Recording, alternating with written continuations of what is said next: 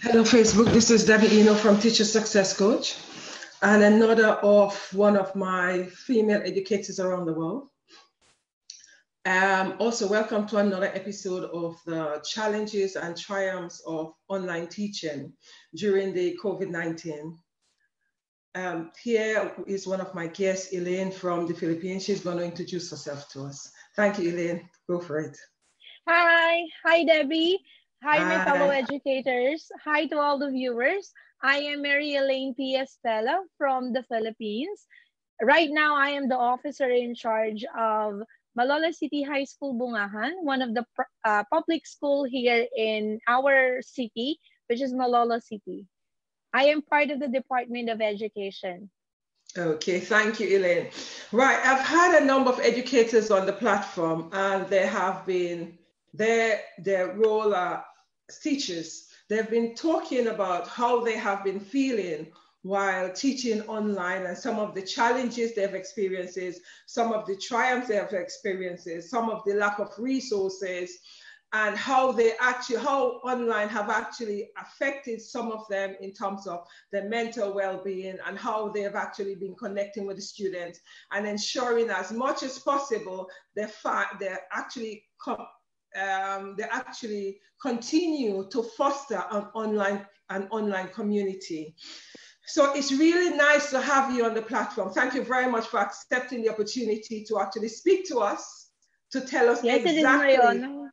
Thank you. Exactly what happens in relationship in terms of planning all this, thing online, because as we all know, it was not a long period for planning. It was a short period of planning where all the educators and all the administrators and the officers had to come together to just do that very quickly, because this is not that was not a situation that people have seen coming, right? So as officer in charge, how have you guys been preparing yourselves and the educators to start teaching online? What was the preparation like? Can you hear me? At first we have this in yes, Debbie, I can. Okay. The lockdown started here in the Philippines last March 16. So it was around 2 weeks before the end on how we could prepare ourselves on how to end the school year well. Unfortunately, due to the pandemic, we have this certain protocols to promote social distancing and which hampers as the end of the school year. Now, since then, we at Malolos City High School, Bungahan, and I am very grateful of the teachers because they are very open to train themselves in order to get through the pandemic. So they have been attending seminars online, which we call as webinars, and then these are facilitated or administrated by the school. So we have planned it. We have 2 trainings, and then they have also this self-directed wherein they register and attend online seminars in terms of enhancing their pedagogy to go online. Specifically, those on those platforms that are suggested by the Department of Education, which are the Google Teams, the Facebook Workplace, and the Google Meet. And we are also trying to use some apps in terms of making making online classes more interactive, just like quizzes and then Menti, and then some utilizing Google Classroom as at most. We haven't applied on the actual teaching as we are going to open our school year on October. We have initiated 3 programs so that our learners we could visit or take a look at our, so it is also their application of what they have learned in the online seminars or webinars that we have attended to. Okay, okay, okay. So how do you feel, how do you think that the teachers are feeling having to teach online, having to prepare themselves and also having to teach themselves to teach online? What are they saying? At first, they are very skeptical and nervous about it. Of course, you will be seeing yourself in camera. That is the first thing that they are that they are concerned about, because it is very different that you speak in front of your learners and then you speak in front of the camera, isn't it? Yeah, yeah. It's a little um Filipinos have this culture that we have a little shy when we go to the camera and then it will be broadcast. But right now, I told the teachers that we have, since there is a limited interaction with our learners, we should practice on how we could be very effective on teaching online. So they are also worried about the technicalities of going online, just like the resources, the gadgets, specifically the internet connection, because not all of us have this capability to subscribe to a good or better or the best internet connection, because it is somehow expensive here in the Philippines. And aside from that, um, the capacity of the teachers to pay for the transition gadgets such as the laptop, the camera or the webcam, and then a very good microphone, it is a little limited because, as you know, here in the Philippines, the salary of the teachers is not that high as compared to other countries. Okay, so how are the schools supporting the teachers in enabling them to pay for the internet, to pay for the computer? For the computer. Right now, we are tapping our government. It is what we call the local government unit, using the SEF, or the fund, education fund. Where in our city, we are very lucky of our mayor, because he is going to provide us with free internet modems, I think it will be given to us on July. And then also some laptop aid. He's going to give us some those kind of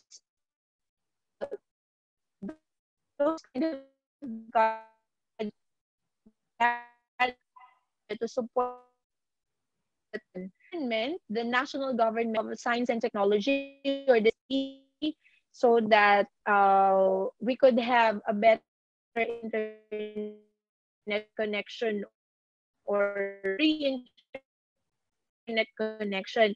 There's the parents and the guardians. They are in with helping the teachers in mobilizing this online technology, in this online pedagogy.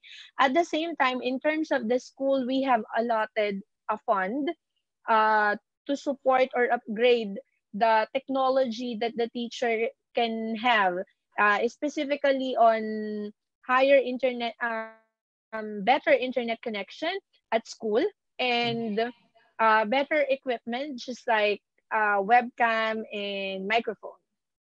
Okay, so thank you for that. So how are the students able to access that? Are all the students or most of the students you guys have, are they able to access the online platform? Unfortunately, Debbie, very it is very saddening that a large percentage of our learners does not have a sustainable internet connection. So they may have a connection, but it does not support, or it is not sustainable as to do the face-to-face interaction, or the one-on-one interaction right now, or real-time interaction online. So uh, what we did is that we offer them different modalities, just like what I have sharing to you.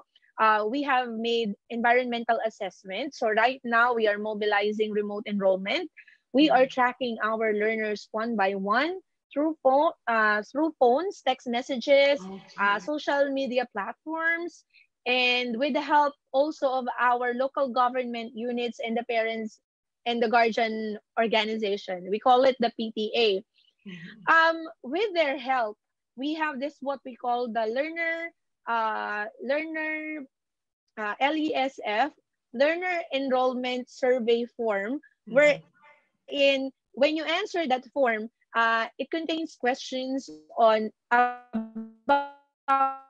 your preferred modality, modular. There are also questions on how you could go to school. Debbie, Philippines is not a rich country, but we try to we always try to maximize our resources through these things. So specifically, one by one, we are trying to craft something for our learners. It is really hard, and sometimes it is really a job wherein you will dedicate a lot of time and resources for it, but it is really worth it, because right now what our children need, what our learners need, is to secure them that even at this time of pandemic, we could still deliver quality education to them. Yeah, yeah, yeah, yeah. So those that do not have internet, right? How do you teach them? Or how are you intending to teach them?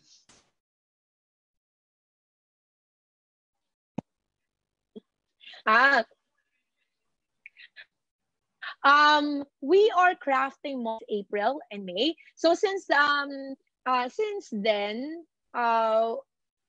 the Department of Education actually revised the curriculum. So from 10,000 competencies, we are now having 4,000. And through this new we call it the most essential learning competencies, or MELCs. Based from that, we are going to craft our modules, wherein we call it the alternative delivery mode, that we are going to deliver modules to our learners so that homeschooling will be effective. At the same time, Debbie, we are looking forward for the help of our parents and guardians to the with the success of this home learning. Since the interaction of the learner and the teacher would be very limited, the parents and their guardians have a huge participation in the success of this school year, because they will also act as the teacher for their children. And at the same time, our governments are also trying to source out some some resources that could help both the school, the learner, and the parents to deliver. Actually, they have pledges um, to help us deliver the module from to the learners, so that the teachers work won't be that hard, and Okay. also won't be that risky. Okay. So which means that you guys are giving them hard copies though of information. Yes, we do, Debbie. We have allotted around more than 20% of our fund, of our school fund, in printing modules. And also the government, our local government unit, pledges to donate some printing materials, just like the paper, and then paper and some ink, like printing the modules for the students, if ever there would be a scarcity of copies. Okay, so how are the students getting the copies? Are you guys posting it, or you guys are delivering it? How are you guys doing it? We are going to deliver it, Debbie, from their house, from the school to house, or with the help of the LGU. Actually, we are planning to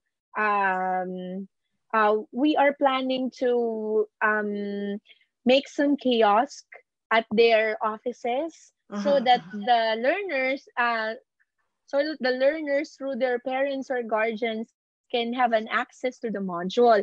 So if a student chose to have this modular approach or this modality, then definitely we are going to print modules for them.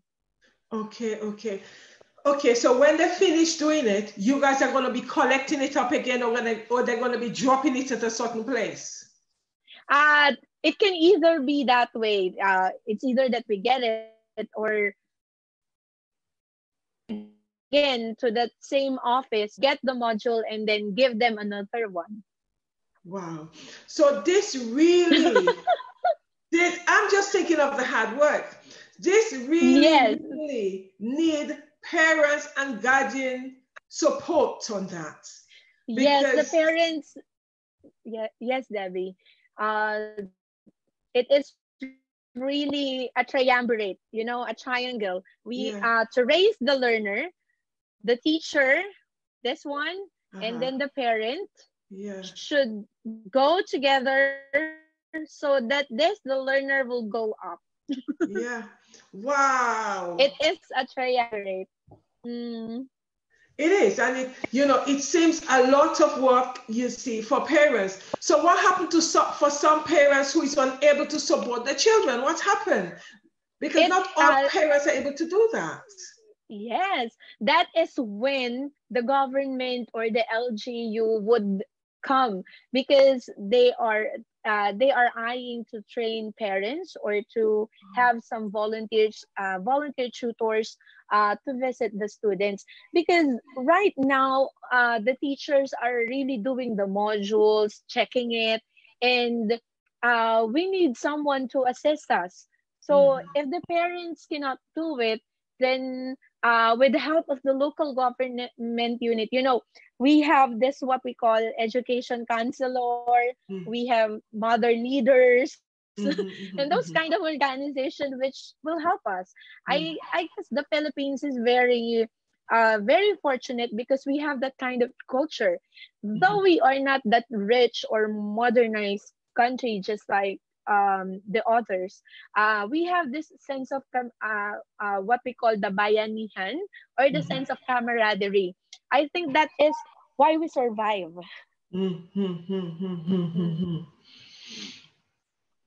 So how are you guys going to maintain a student community? Because if you're not able to do it online, because a lot of them do not have the resources to do it online, how are you going to maintain a student community, which we all know is very, very important for students to thrive, students to, to connect with each other? How are you going to do that?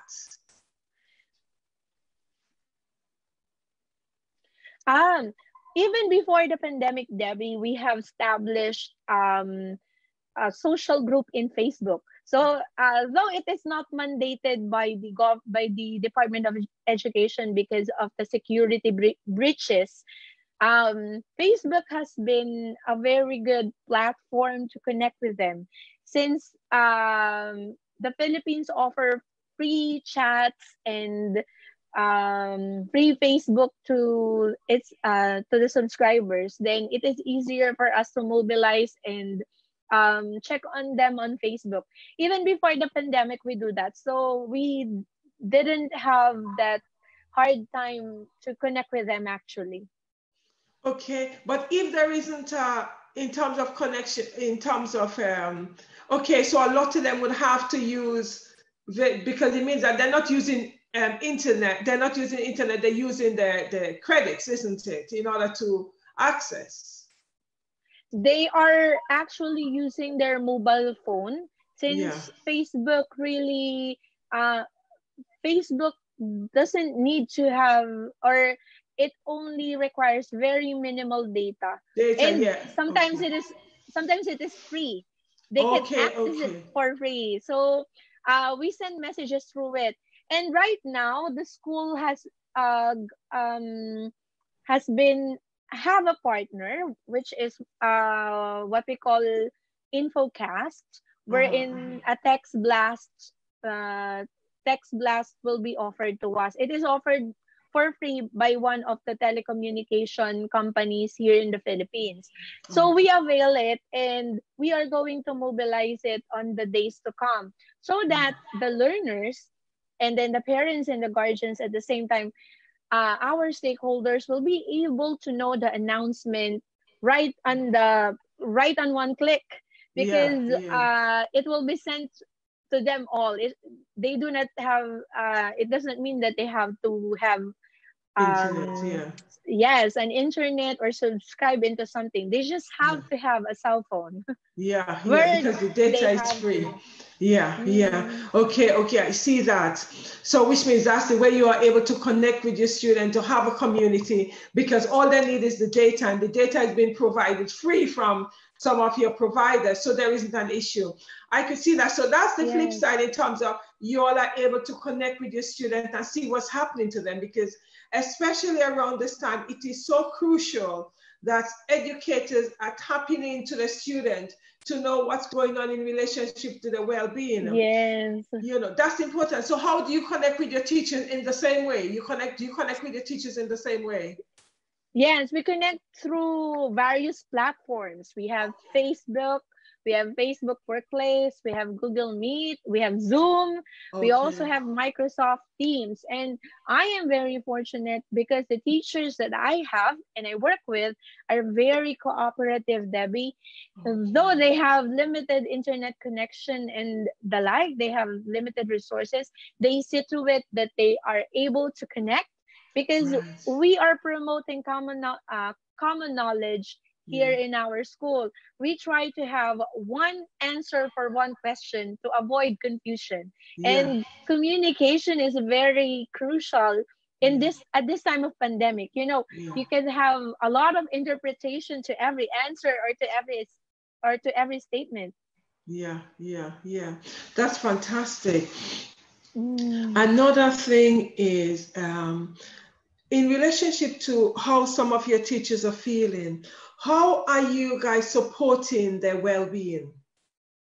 Um, as of now, Debbie, we are planning to have other webinars and a mental health webinar again for the teachers, because right now our physical access to the school is very limited. We have alternative working arrangement wherein the government really suggests us to stay at home and work from home. Mm-hmm. So the best that we can do now is just to give mental assistance to them through um, through social media platforms or online. Mm-hmm. Okay, so you've actually formed a community with your educators, so therefore you are tapping into them in terms of how they're Yes. doing, etc. One of the factors, because I've spoken to a lot of educators so far, and one of the common factors seems to be in terms of their health and well-being and how they connect with that, and their Yes. concern, the concern for the students. But it's Mm. interesting because you all seem to be, although you have limited resources, you seem to be really fortunate because you are able to Mm. access your students on Facebook platform, Yes. because you are getting support from the internet providers by providing data. So that really is Mm. important. So does that mean in relationship to your students who are possibly living in remote areas, do Mm. they all have access to a mobile phone? Actually, Debbie, we have a few students who do not have electricity at home. And the only way to connect to them is through the LGU right now. I mean, the LGU, the local government unit, as I have mentioned, we have in our small community different organizations that tap them. I am very fortunate because they are very supportive. I have this, there is a story of one of our learner who live in a very remote area. She lives at the center of a field wherein there is no electricity. I am very, we are very grateful that the LGU, with the help of the advisor, tried to reach out and gave that enrollment form to that learner so that she could enroll herself in this school year. So that is how amazing the camaraderie of the Filipinos are. So despite of this pandemic and despite of the limited resources, we find ways, no matter how hard it is.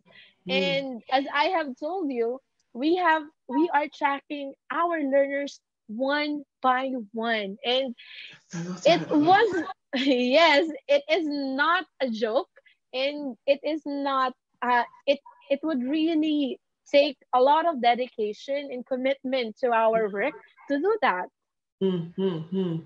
How many students do you have in a class?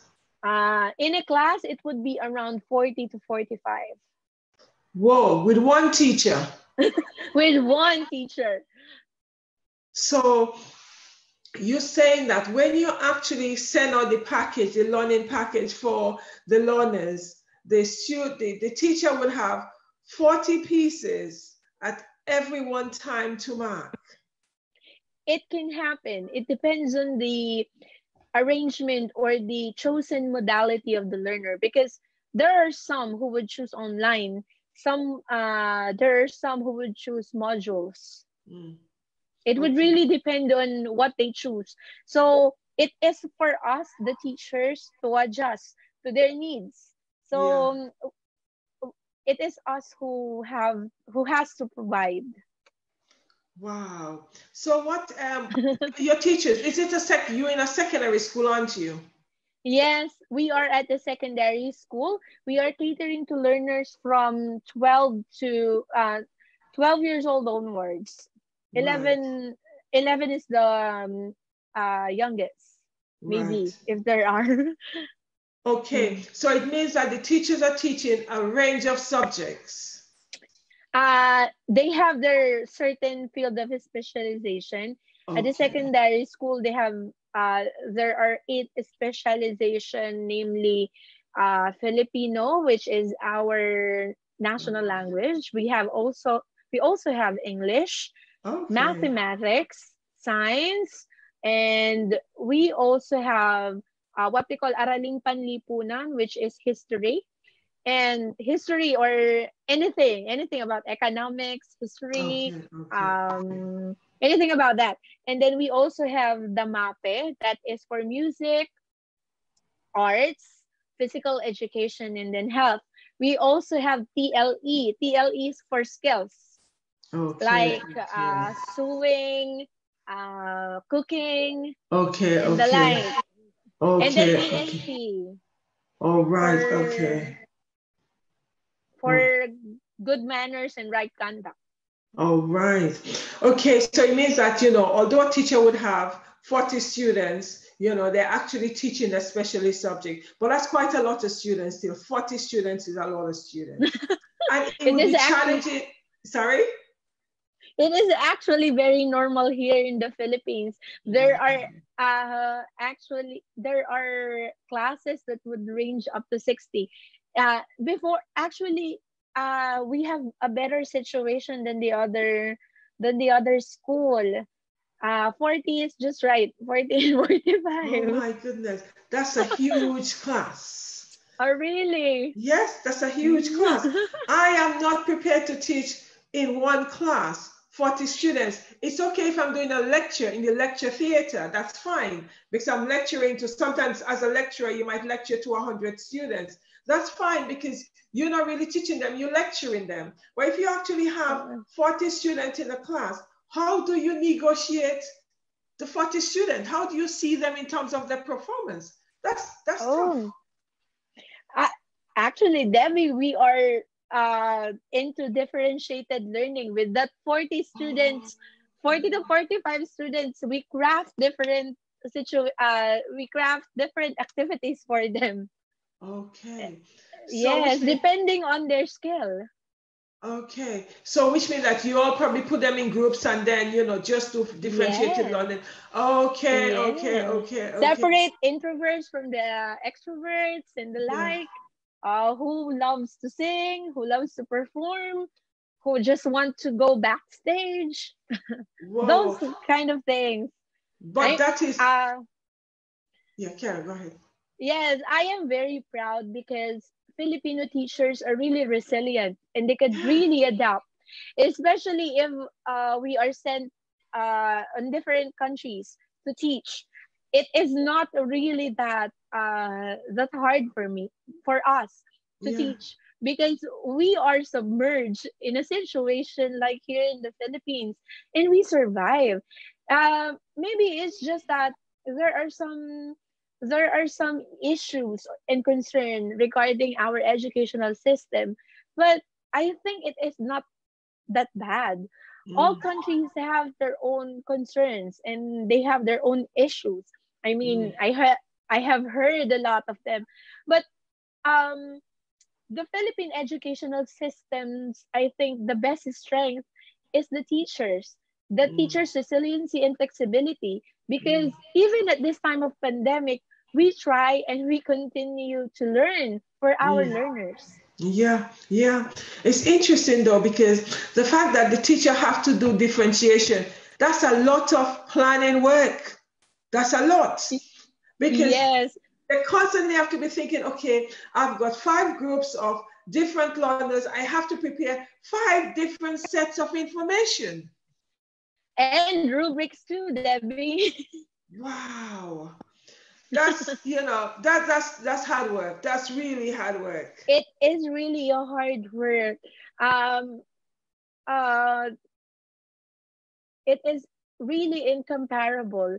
Having your teacher, plus you will be attending to a lot of clerical works after, you know, paperworks, checking this, checking that, and then your coordinatorship, and then a lot of things. You know, the teachers here in the Philippines also do some work when it comes to disaster risk management. You know, if there are typhoons, there is a teacher designated for that.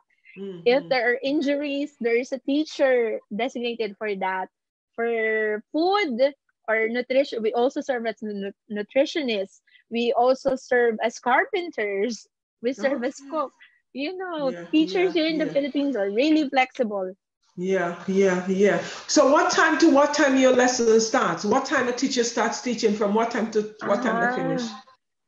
As per the Magna Carta for teachers, there will be 6 hours contact hours for for teaching, and 2 hours allotted for clerical works. So 8 hours a day? 8 hours, 8 hours or so, yes, around that. But the 2 hours is negotiable. Okay. Right. It was fantastic hearing how you guys have actually, that's right. It was fantastic to hear how you guys are actually planning for, you know, to online, etc. Is there anything else you want to share with us? Actually, I don't know, Debbie. Maybe you could ask me something. Right. When are you guys planning to go live? When are you guys planning to go live? What do you mean by live? Okay, when are you guys planning? Because you said to me that you all are doing the packages. So have you all started distributing the packages yet to the students? Not yet, Debbie. It would really go to tedious evaluation first. So module making here in the Philippines takes a lot of takes a lot of evaluation. So I do do language editing for the central office. For the central office of the Department of Education, and then I have also actually the step would be crafting. Mommy, I am with my son. Say hi, Pierre. You're in London. Hi. Hi. Wait a minute. That's It's fine. not here. It's not here. It's not here. Mommy, Papa Shark.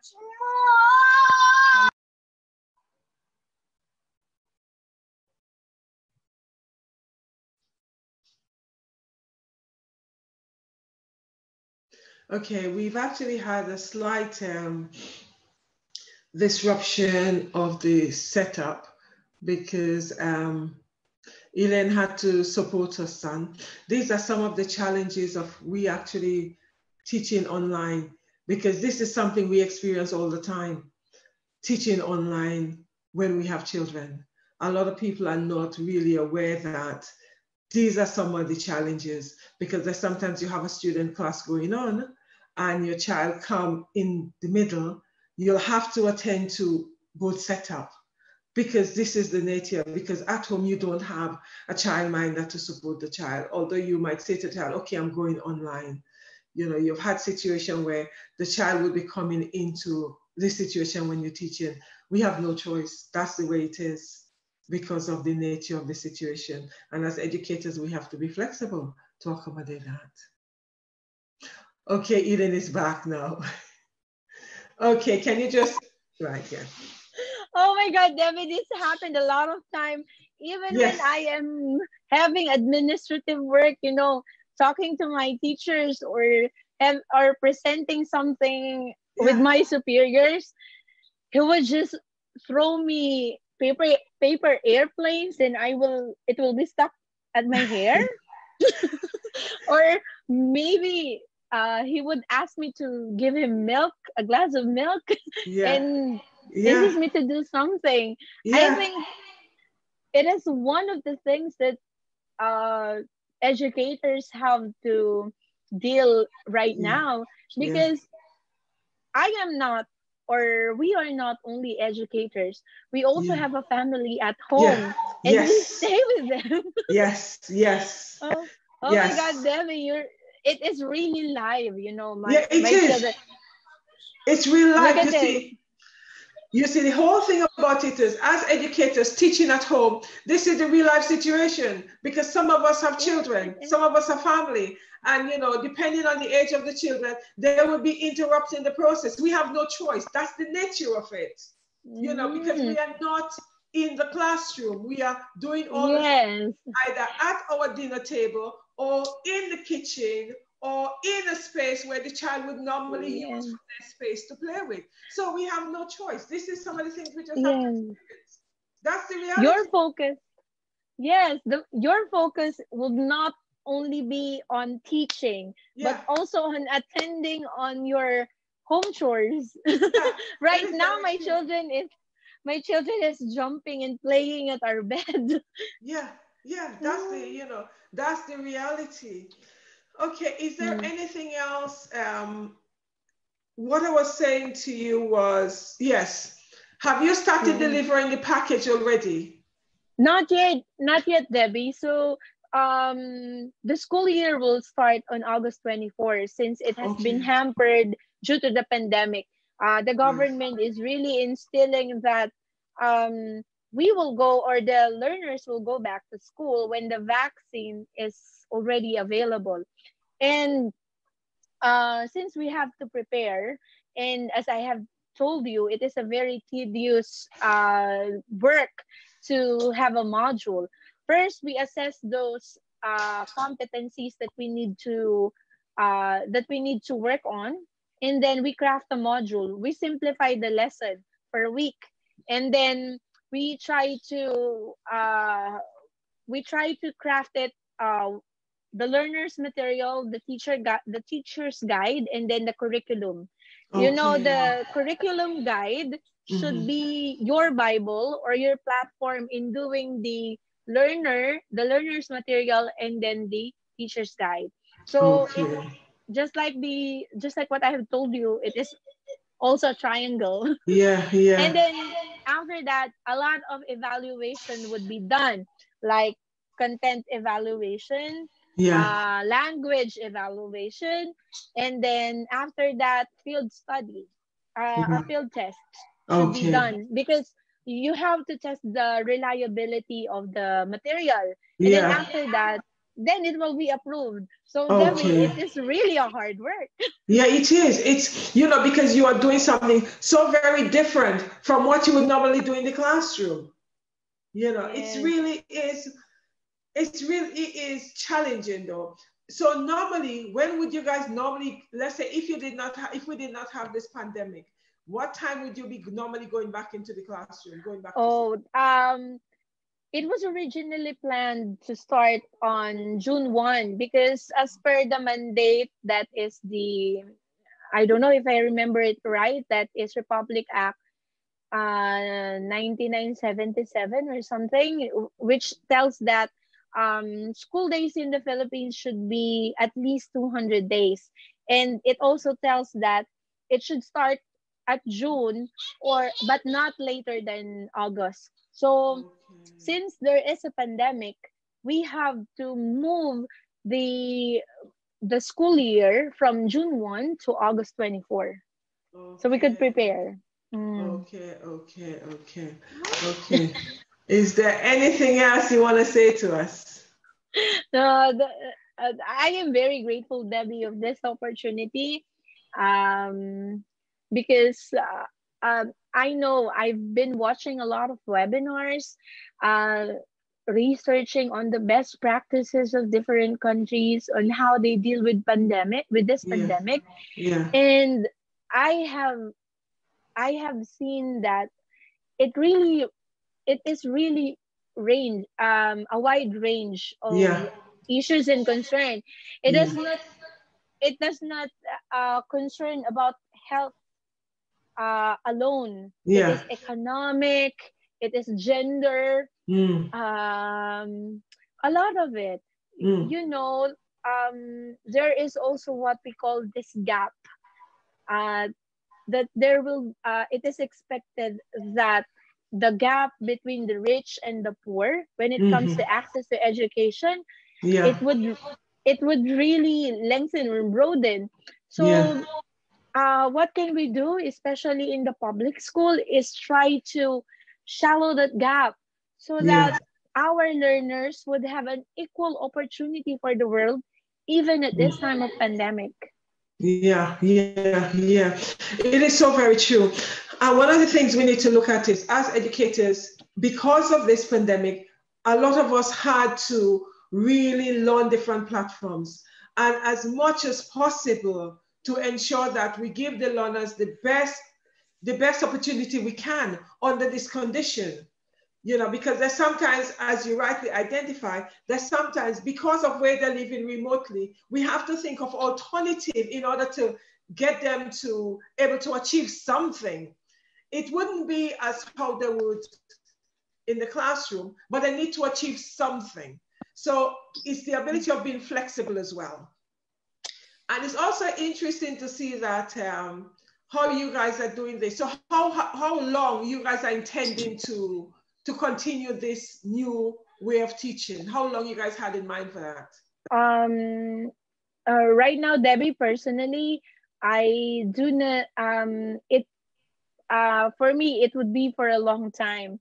It is not on our discretion or authority to tell how long we are going to stay at this new normal. And it would be, we rely on our government, on the declaration on whether it is safe to go out, is it safe to conduct classes face-to-face, is it really safe to deliver module door-to-door to our learners, and those kind of considerations. So as of now, the COVID cases here in the Philippines is rising. So we have fresh and old cases, and it is more than 30,000 right now. Though most of them are asymptomatic, of course, we do not know what will be the effect of the virus to the children. So as of now, Debbie, it is really a time of uncertainty here in the Philippines, and even in the whole world. Okay. So the interesting thing about it is you guys are now preparing to, to teach remotely, and you're not too sure how long this is going to be for, because your government have said that you guys are going to be going back in the classroom. That's interesting. Because it would be, because we are actually planning to go back in September, because some schools initially, because the government had initially, did it for the 1st of June, but that did not work. So they had to, because initially it was for the primary school. That hadn't worked effectively as they thought. I'm not too sure why they think it would have worked anyway, because in relationship to how the situation was, because bringing back primary school children would be much more challenging than any other group, because they cannot keep away from their friends, because they're younger, they don't understand the whole setup. But the government have actually, there's also all the children have gone back in 1 day a week. I spoke to one of my colleagues, and it was 1 day a week that the older children were going back in. That's, as you say, it's not working fantastic, but it's 1 day a week. They're actually meeting with the children who would be starting the GCSEs. So that was the hope, to actually get them together to plan something. It's debatable how effective that would work, but the government is actually planning, and we are of the mindset that September, we should be going back full on within the education sector. I am a little envious, because I think, your government has this a definite platform on when the pandemic, or when this situation will end at your country. That, that's the plan. We're not too sure, how it's going to really operate. Okay. Right. Anyway, thank you very much, Facebook. Thank you so much, very Debbie. much, Elaine. And I think this will happen to a lot of teachers right now. You have a child like this. Hi, dear. Say hi. Yes, that's exactly what's happening in terms of teaching online. That's the reality. So people are now seeing what the reality is all about, basically.